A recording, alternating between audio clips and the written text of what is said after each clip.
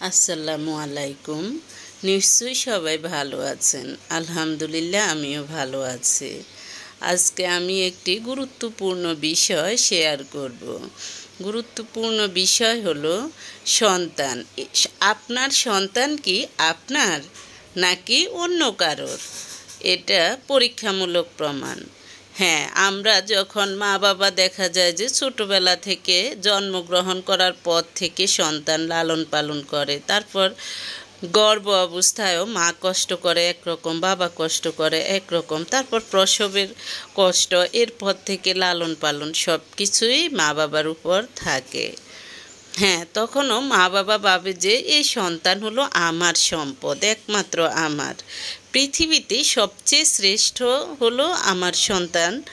আমার সন্তানকে কেউ কিছু বলতে পারবে না, কেউ কিছু করতে পারবে না। নিজেকে কিছু করলে কষ্ট হয় না, কিন্তু সন্তানকে কিছু করলে মা বাবার কষ্ট হয়। এটা এক মা বাবার না, পৃথিবীর সব মা বাবারই সেম কাহিনী।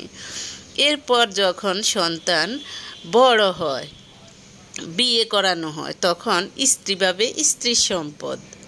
হ্যাঁ, এটা কিন্তু আসলে কারোর সম্পদই দীর্ঘস্থায়ী না, এটা হলো ক্ষণস্থায়ী সম্পদ। আসলে কিন্তু মারও সম্পদ না, স্ত্রীরও সম্পদ না,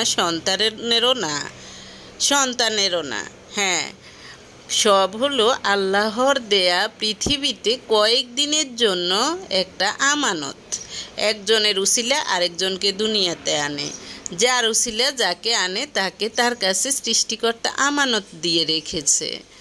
তাই এই সন্তানকে কেউ যাতে নিজের সম্পদ মনে না করে, স্ত্রীও না, মাও না, ভাই বোনও না, কেউ না, শুধুমাত্র একটা বন্ধনে আবদ্ধ, কোথাও রক্তের বন্ধন, কোথাও আত্মার বন্ধন।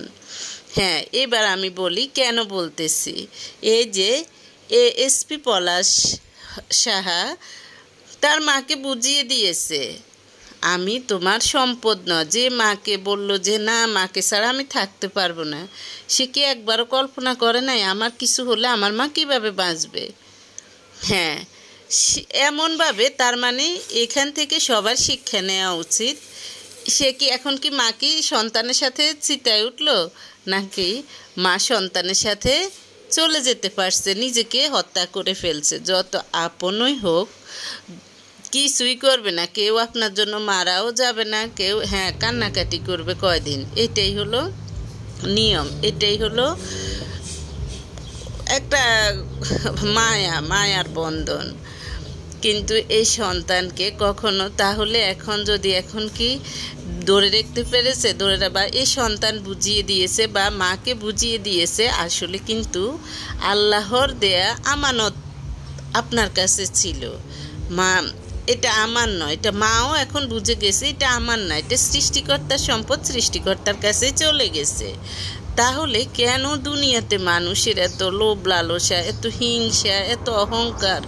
অথচ বেঁচে থাকতে তো হ্যাঁ, আমার একরকম অহংকার ছিল না, আমার ছেলে